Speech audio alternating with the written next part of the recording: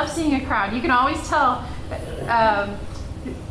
I never know what people are going to be interested in, you know? I never know. Well, today's program is Pud Kearns. As we all know, she's going to be talking about the history of purses and also the purse collection that we have on display right now that belonged to her mom, Mary Lauderdale. And what we have on display is just a small part of that collection. We do not have all of them out. I don't have that much space. But we probably have, I think, over 100 out. So cool. I've already had compliments on a couple of them. That one for sure. And then another, Leslie said, she's like, she's seen, she loves the fact that the beaded purses are larger than what she thought they would be. She's seen only the small ones. So yeah. And before we get started, I want to thank this month's sponsors, who are John Usnaga and Lou King. And Pud actually has a background in fashion. She's always been fascinated by fashion, and at one time wanted to be a fashion designer that she actually did for several years. Later on, she became a faculty member at Stevens College in Columbia, Missouri, where she taught fashion design and costume history, as well as being the curator of the college's reference collection of antique clothing and accessories. And so without further ado, I'll turn it over to Pud.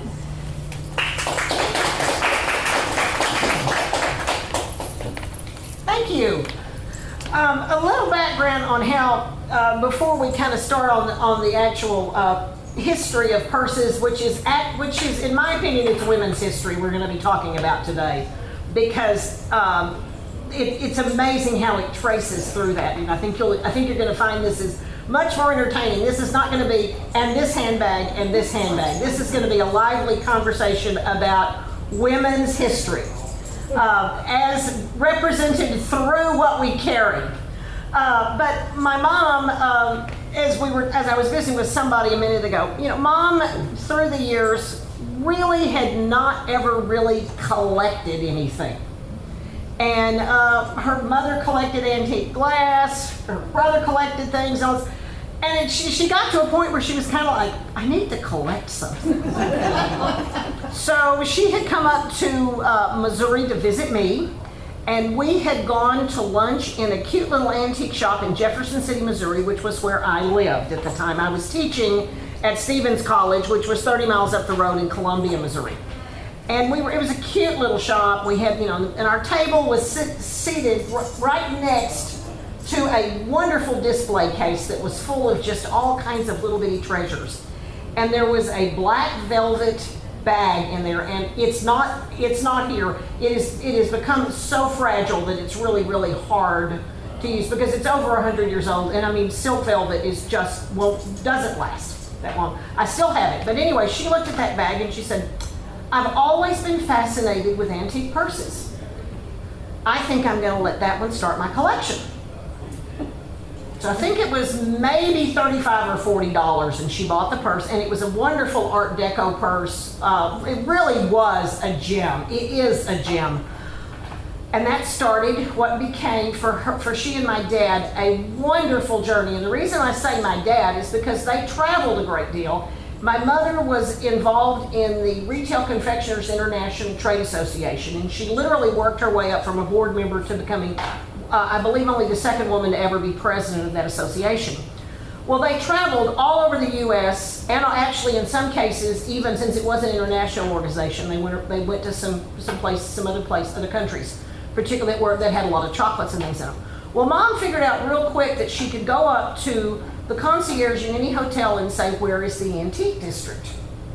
Because that was going to give you more interesting shops. She didn't want to shop. It wasn't shopping in malls. She wanted those wonderful little entrepreneur-owned shops and things. And in a lot of these big cities and where these hotels were near convention centers, you were never going to find that nearby. So, but if she got to the antique district, then she could go around and look. My dad was happy to putter in the antique shops. He was always intrigued with all of it. You were going to have interesting little restaurants. You were just going to have the things you needed to get a feel of the city. So they would do this, and your mom would walk into an antique shop, and they would say, "Can we help you?" And she'd say, "Yes. Do you have antique purses?" And if they did, she saw them. They either added to her collection and she bought them, or she said, "You know, those really don't. Thank you. May we look around?" And then they were happy to look and putter, and it was a great life for the two of them, and they thoroughly enjoyed this and this time together, and that's why I say it was mom and dad. Over the years, and even after my dad was gone, she continued to collect. It got harder and harder because fewer and fewer purses, as she put it, added to her collection. But in the end, when she left us, she had 571 antique purses, which all came to me. And over the years, I have sold some, just to try to get some of the collection reduced. I have my 100 I'll never part with. I have boys. It's going to be ugly at that point, and I know it is. I'm excited that it's on display because I'm hoping to bring my daughters-in-law out here when they're here for the 4th of July holiday, and at least let the girls see some of them, so maybe they'll, and there's 2 granddaughters, so maybe they'll gain a little bit of appreciation for them. And after we're done here, I'm happy to go out. We can look at some of them and talk about them, and you'll recognize some of them from the pictures here. I was telling somebody a minute ago that after Mom was gone, I took all of the purses, piled them all into my car, which was quite a job, and drove to Dallas, and my dear cousin Paul Plunkett and his wife and mother-in-law let me move into their house for a week with the purses, and he set up a camera studio, and we cataloged and photographed. Now, Mother had excellent records, but we matched everything up by numbers and then put them in numerical order in the boxes and things, as into a filing system to be able to do anything with them. And so these are the photographs that Paul Plunkett took. So these are beautiful professional level photographs that I've got as we start through this. So that's kind of a little background of how and why I have purses. But as we talk about with women's history, let's face it, is there anybody in this room, among the women guys, who doesn't have a purse with them? I do. And there's stuff in there you can't do without, And this is so interesting. We have become quite dependent on that, and yet that's really a fairly modern phenomenon. Because if we take kind of a look backwards, women didn't start with purses. Men did. Let's see if this goes forward, or does this one go forward? There we go. The first purses were carried by men in the Middle Ages. See, he's got his little purse right here. And there were, they had names like almoners to keep the alms for the poor, budgets. Where the name came from, I don't particularly know, but what's interesting is because the purses were called budgets, and those were usually the ones that had money in them, that's where the word budget that we use today came from, is it's a descendant of the man's purse.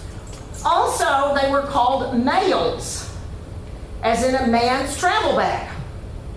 That got changed, and those were the ones that usually held letters and papers and things. And that got changed into M-A-I-L. And that's where we got mail from. It's from that. So all of those things are descended from the men's purse. Now, the men also, and I'll come back in a second, just a couple of other things about the men and their purses.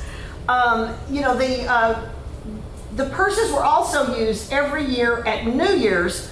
The nobleman presented a gift to the king, and they were done in little drawstring bags that were very much called like a purse. They were required to purchase or create a new purse every year, fill it with money, and give it to the king.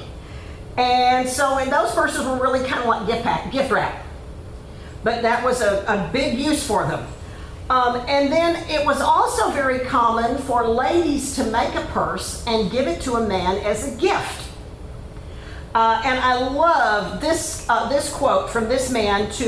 It was from Lord Besserow, who turned down a gift purse from Sarah Ponsonby, saying, "I desire the favor of you to not send me the purse you mentioned, for I have, I believe, 20 by me that are not of any use. It has been a fashion of ladies to make purses, and they have so obliging have to give me a great many." I guess he either was one of those that we would probably call a hunk today. Who knows?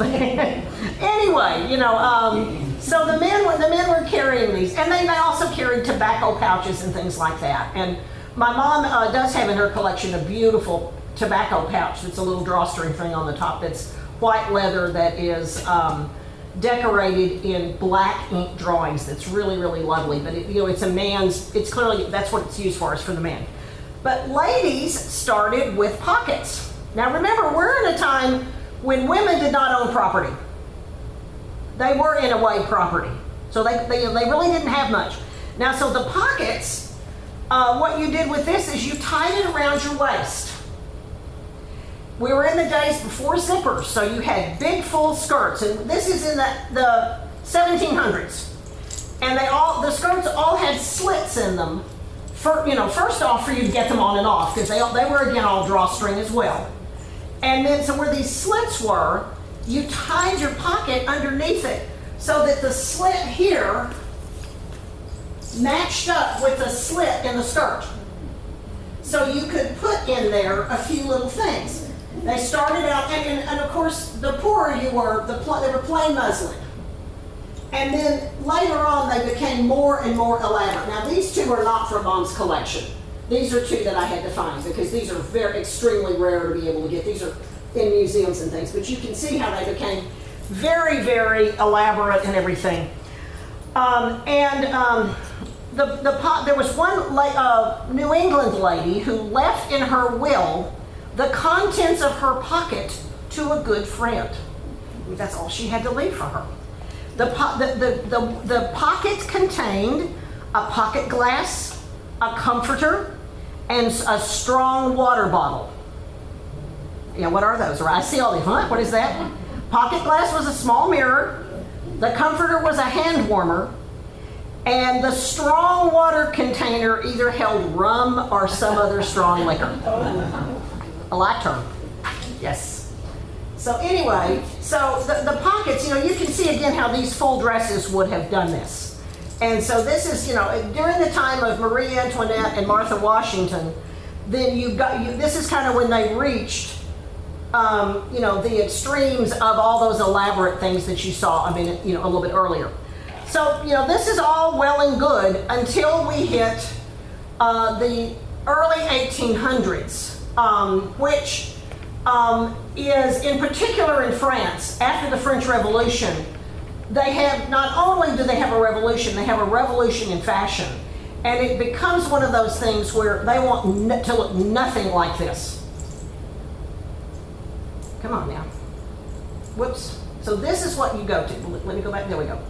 All right, one more. There we go. This is what they went to. If any of you have seen Bridgerton or Sanditon on TV recently, both of those shows are set in what's called the Regency era.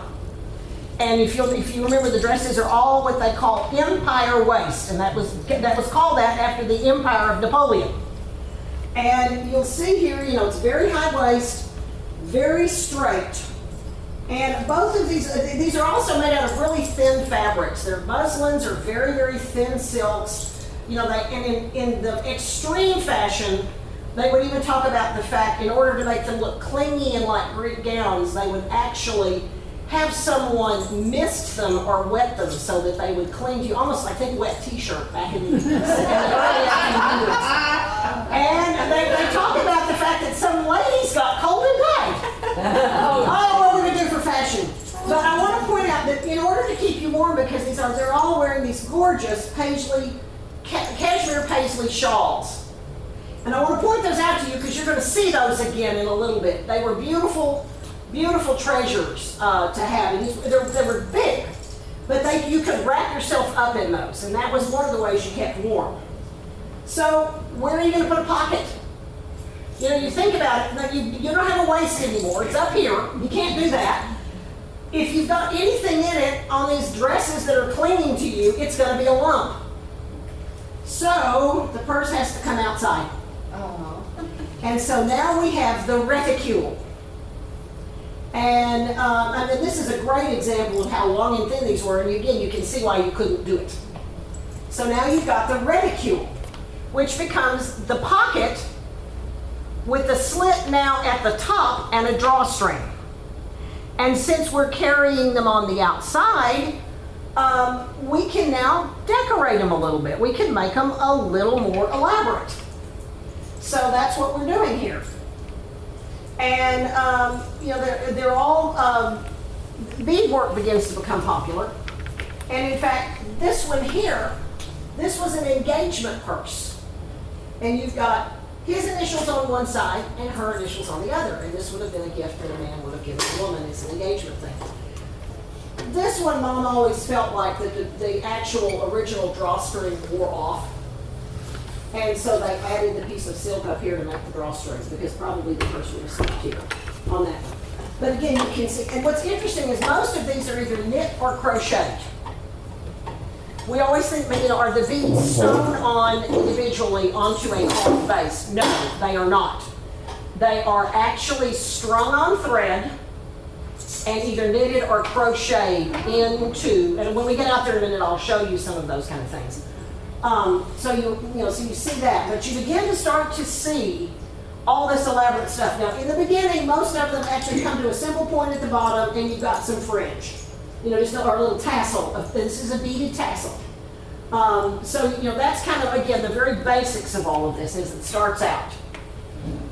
But a reticule became something that was used, and these are fashion illustrations of the time. And again, you can see in them, in every one of them, she's carrying a purse.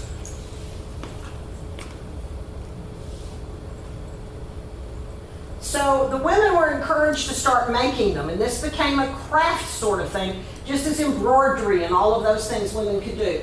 So you had a number of magazines and books and things that would have patterns for purses, and you can see the variety of things here. Now, part of those instructions would include, as I mentioned, you know, you're gonna put the beads and things on them. So we're gonna back up a second. Every single row of this, you've got to string the beads ahead of time. So you've got to count, and they would have instructions for this row. This is going to be your pattern of this many white beads, this many blue beads, this many green beads, this many white beads, this many blue beads. So you've got a long string of beads, and with every stitch you pull a bead in, crochet it in, pull a bead in, crochet it in. These purses could take weeks or years to make. I just about finished. I've got this much left to go. On a needlepoint stocking for my grandson, Janine has been watching me do it. And it's taken me 9 months to do that. Just one stitch at a time with no beads. That's what we're looking at for these kind of things. Because these beads on some of these are tiny, tiny, tiny beads. And most of the beads in this era were made of Venetian glass.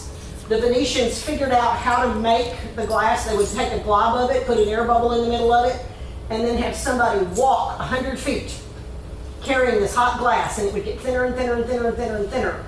And then they would let it cool and then snap it into about 1 yard lengths, and then from there make them smaller, and then they could polish them to make the beads. Most of them were made on the island of Murano. And so that was, you know, and when we get, again, I can show you that how tiny, tiny they were. They're even smaller than what we think of our beads today. So it was, you know, quite fine work. So that's, you know, again, you're seeing that here. Now, miser's purses were also popular at the time. Women didn't have a lot to carry, no matter what. I mean, you're still talking about smelling salts and just a very, very few things. But these purses were called miser's purses, and they were used, and in particular in churches where it was dark. And by the way, remember, all you've got at this time, there's no electricity. We're talking about, the only time you could make these was pretty much daytime. Because at night, it was too dark to see. Even with candles, you just couldn't do it. So, you know, these were a lot of work. But these purses, what you've got is it's a long crocheted tube. In some cases they're beaded, some cases they're maybe a little bit more plain. And if you notice, this end is wide, this end is narrow. This has a single tassel, this has a wide piece of fringe at the bottom. Same over here, single tassel, wide piece of fringe. You put your pennies in here, you put your larger coins in there. The two rings at the top spread apart, and there is a slit right here where you can put your money in.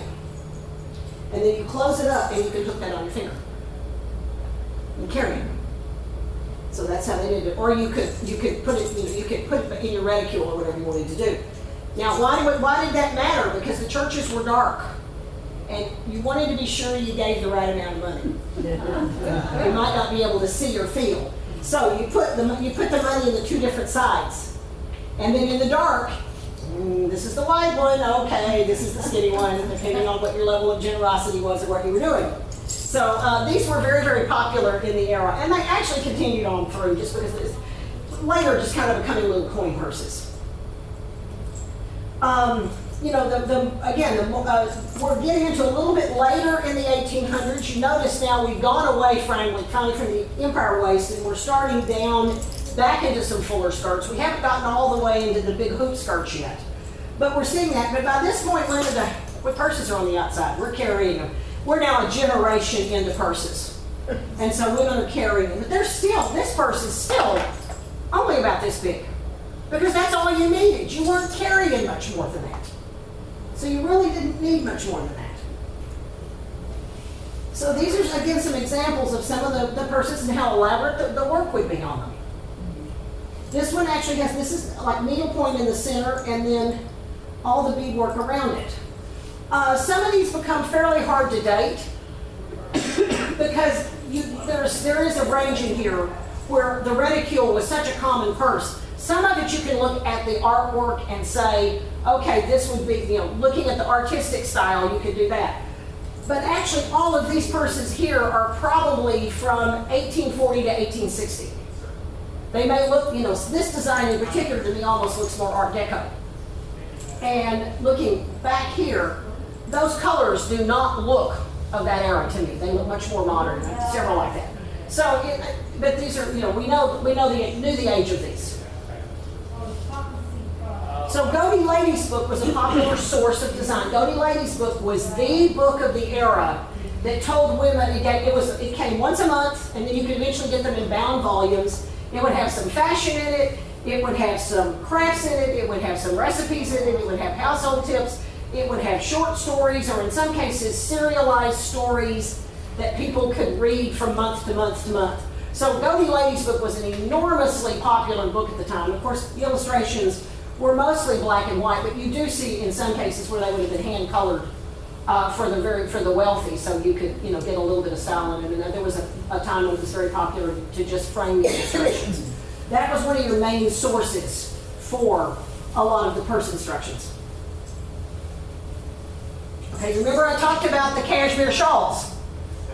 So now we are probably 30, 40 years past when the shawls first came out and were popular.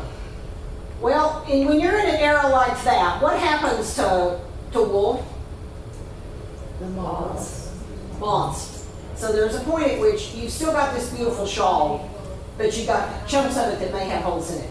It became extremely popular to redo them into purses. And because women were thrifty, they reused things. And the thing also that became very popular at this time was steel beads or metal beads from France. And so that's what all these are. This one has just got a gorgeous, gorgeous beaded, jeweled frame on it. But these two, they had gone in on the paisley pattern, and these are metal beads that they're covered with to make it silver. And so that they became extremely popular during this era. So these are both probably 1840, 1850 eras. Those two are. This one may be a little bit later, but that's how they recycled.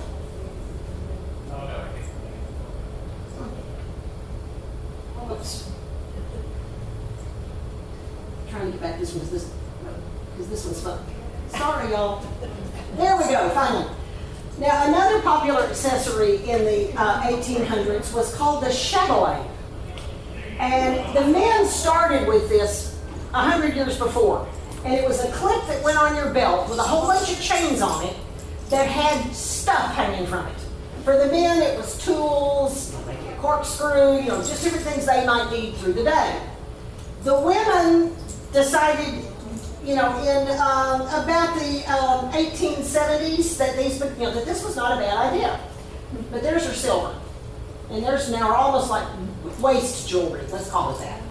But so you've got this very elaborate clip up here, and then hanging down from it, you've got a little tiny coin purse, and I'm talking this big. This is a case that you would have put your needles in. This is a case that would hold your thimble. You've got a little compact here. These two, it's hard to tell what they are, but I'm sure one of them probably held smelling salts. Now remember too, that you might need smelling salts for fainting with, and with the corsets and things that you're lacing up in, you might need them. But the other thing to remember is that, sometimes maybe it wasn't as much smelling salts as something that you needed just to hold up to your nose, because people didn't bathe, they didn't wash these clothes, they didn't have deodorant, and sometimes you just needed to do something just to cover up the smell. So one of those might have been that as well. But they had these elaborate things. It's very, very rare to find a full intact chatelaine anymore. I have a necklace, and I should have thought to wear it today. After I got here, when I was looking over things, I went, I should have worn it. Because I've actually got my grandmother's needle case and her thimble case on a necklace. I've seen you wear it. Yeah, and so it's up, they're on there. Was a wonderful way to do something with it. Turn it this way. Okay. So now, as we get to the turn of the century, the clip handbag is invented, or the closure at the top. So you begin to see that, and women are, the handbags are taking a little bit more of a structured look, but they're still not very big. I mean, you look at this purse and you think, oh, that's a nice big purse. No, it's about the size of the one in the picture. It's tiny. It's a sweet little velvet purse that Mom's got that's really, really lovely. But it's really not much bigger than this, which is to me so interesting. But things are about to change in a little bit. But women didn't go anywhere without their purses. And you can see, here, the more and more of the fashion illustrations, you begin to see they're showing a purse in them. But then in some of the photographs of the time, she's got a purse right here. She's got a purse right here. Let's see, she's carrying one here. So you begin to see ladies carrying their purses. And I still swear she's in her swimsuit with a purse. It's, to me, it's just a lot of fun to see all of that. Handbag was just simply part of what you did. And, once again, here you are, they're on the picket line carrying their purses. Just like, we always see the Queen with her purse. And have any of you, speaking of that, have any of you seen the charming, charming video with the Queen having tea with Paddington Bear? Yes. Where she talks about what's in the purse. If you haven't seen it, just Google Paddington Bear tea with the Queen. It is absolutely delightful. And she actually did it. I think the fact she had the sense of humor to be able to say, sure, I'll do it.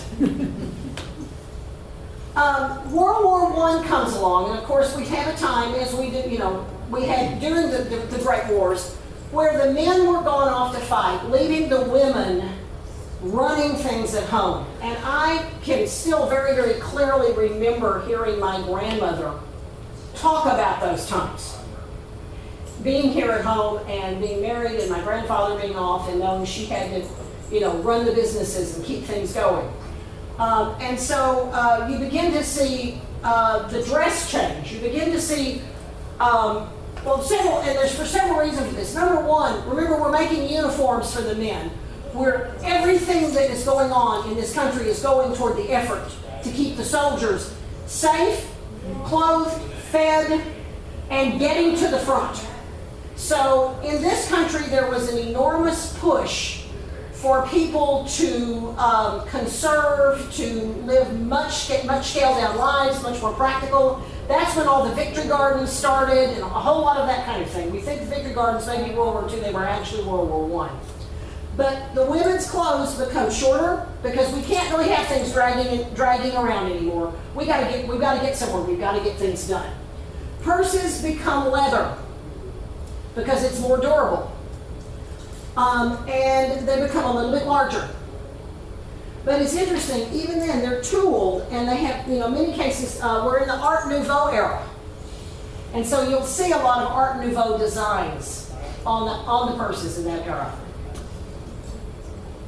And many of these, the leather is another one of those things that doesn't hold up very well. After about 100 years, it starts to turn to dust.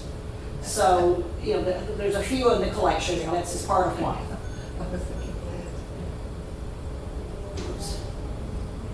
So, after the war, we ushered in a new freedom of style. Finally, we can start to live again. And so you begin to see the 20s. You see the skirts get a lot shorter. And once again, and now again, the women are not quite ready to give up all the freedom. I can remember my grandmother used to talk about the fact that her grandfather came home. My grandfather came home from the war, and he was like, "Okay, Gertrude, it's fine. We'll go back to normal." And she's kind of like, "No, oh no, we're not doing that." And I can remember there was a fabulous song in the movie Ragtime, not the movie, the musical Ragtime, where the woman sings, "We can never go back to before." And every time I hear that song, I feel like it's my grandmother's anthem. It's wonderful, absolutely wonderful. But so the women begin to. This is kind of a little mini rebellion. No, we're gonna. We're still going to show you that we are not going back to all those full skirts and the corsets, and particularly not the corsets. In the war, the corsets went away because it was practical. We're not going back. So here's what happens here. And again, you can see the persons begin to get still larger. And you begin to see Art Deco coming into them. The motifs change as Art Deco comes in. And another purse I've got that's wonderful, that's in this era. The other thing that there was just this explosion of fascination in. During the 1920s, they discovered King Tut's tomb in Egypt. And the Egyptian motif went crazy. In fact, there's a wonderful building in downtown Greenville, the old Stringer Mortuary. And if you ever go down, it's now, it's on Johnson Street, and it's now a law office. It's across the street from, if you know where Holly Gocher, no, Stonewall, you're right, Stonewall. It's across the street from Holly Gocher's office. And there are two pharaoh heads up on the top of it. And it's this era.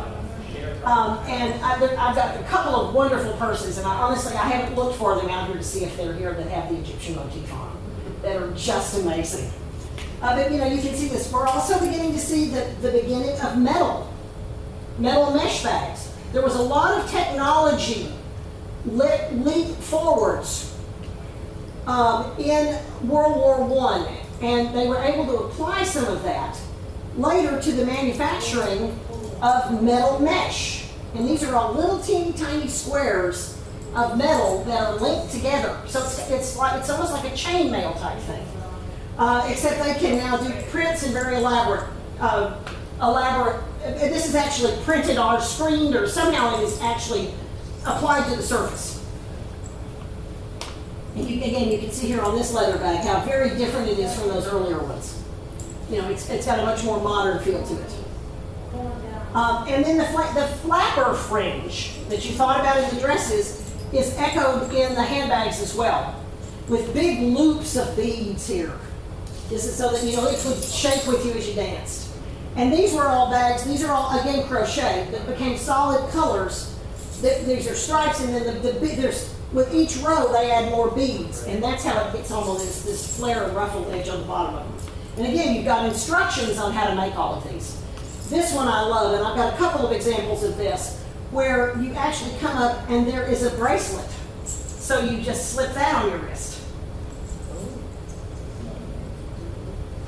And, so here again, then as we move to the 30s, you see the inspiration of Hollywood, and the movies begin to come in. And so you've got a little more suits, it's a little sleeker style, you're highly accessorized. And so you've got the purses there that are a little bit more glamorous and a little more possibly discreet, shall we say. So make it look a little bit more like this. And this is, I think, a wonderful one. It opens here and actually kind of has a little bit of a wedge of fabric on either side to let you get into it. But this is brocade then, with a beautiful piece of coral carved into the handle. As World War II came along, the skirts continue again to get shorter, and a lot of that is because they needed the fabric for uniforms. So we shortened the skirts for the women so that that was less fabric and more fabric for the men. Fine with the women, as it turned out. But notice how much bigger the purses have gotten. Because now, once again, the women are running things at home. But now we need keys. We need a wallet. We maybe need a notebook with our notes in it. Women at this point are smoking. And so you may need your package of cigarettes. Certainly there's cosmetics in the world now. Those have come along, so you need your lipstick. We're not all to the point of the cosmetic bags with the lipstick and the mascara and the blush and the powder like a lot of, particularly the young women do today. But you certainly weren't going anywhere without your lipstick. So the bags got bigger, and you see that. But they're not as elaborate. They're more along this, the leather has now really replaced the beads as the style for women. It's a lot more practical. And I love this. I mean, this is just fun. I'm just going to let that one sit up there a minute and let y'all just take it in. That's my grandmother. And by the 1950s, the movies again, and our princesses, if you want to call them that, of the day, and their styles. And of course, these three are elegant and distinctive in their styles. Grace Kelly, Marilyn Monroe, and Audrey Hepburn. And there's the styles of the bags. Alligator bags were the rage. Straw bags, a pretty stylish straw bag. I mean, those are just elegant, beautiful bags. But you bought them and you carried them and you took care of them and you stored them in your closet in a cloth bag, and you used saddle soap on them, and you really cared for these because they were investment pieces. As Europe recovered from World War II, we have our very first designer handbag, or status handbag creator. And it was a woman in Italy named Roberta de Camerino. And Roberta handbags became a very coveted thing long before Gucci and Chanel and Vuitton and all of those. A Roberta bag was the dream. And I can remember Neiman Marcus had a whole section of Roberta bags, and they all had this very distinctive R on them. So these were very, very big in the, primarily, Europe had to recover from the war. So let's say from 1950 forward is really when Roberta came into the forefront. And Stanley Marcus was one of the ones that helped bring her to the U.S. because he found her in Italy and saw what she did and was one of the ones that he brought her handbags to Dallas. And so that became something that was very, very desirable among Dallas women. And then, today you still see some of these shapes. This, if you look, this almost goes back to some of the Grace Kelly handbag and some of those from earlier. They're just big. We're at a point now. I haven't done this talk in several years, and one of the things that is interesting is as we get a cell phone that does more and more stuff, we're almost going the other way now with our handbags. And I think it's going to be interesting. I think we're at a point where in terms of the long view of fashion history, I think we're about to flip it and start back. And I think that's going to be fascinating to see. Because now you see a little bit of everything, and because we got a lot of stuff still to put in there. Yeah. We still do. Yeah. Some of us need two. Exactly. But I mean, you look at that, you go, yeah, I've got keys. Now we're driving cars. You got to have your car keys. You got to have your house keys. Keys to whatever, who knows whatever. I've got keys on my key ring that I have absolutely no idea what they are. But not only do you have a key, but you've got the fob now to use to start your car and unlock your car. You've got just all these crazy things that are just on a ring of keys anymore. You've got, Allergies. Yeah, that's right. Medications. You may have a little bottle of hand lotion in your bag. And hand sanitizer. Hand sanitizer these days, absolutely. See, that's a new thing you got on there. You gotta have a power cord, or something to be able to charge your phone. So you still need a purse for a lot of things, right? And I love this too. This was always something that, it was a great phrase I thought that everybody saw. There's still value in a handbag. So, having a little fun. You know, looking at your bags. Who's got any of these things in it? You know, we can always say Walmart, grocery or Walmart receipts, lipsticks. I know I did this talk for the Rotary Club several years ago, and I remember we had one woman that I think she had 16 lipsticks in her purse. She said, I just keep putting them in and I forget to take them out. You know, measuring tape, screwdrivers, tools. I mean, you know, some of these are things we probably, you know, but if you don't have it down in there now, you probably have had it. Bottle of water, you know, that's something else we take anymore. This video has been brought to you by GEUS 34. GEUS is your community-owned provider for electric, internet, cable TV, and true local programming.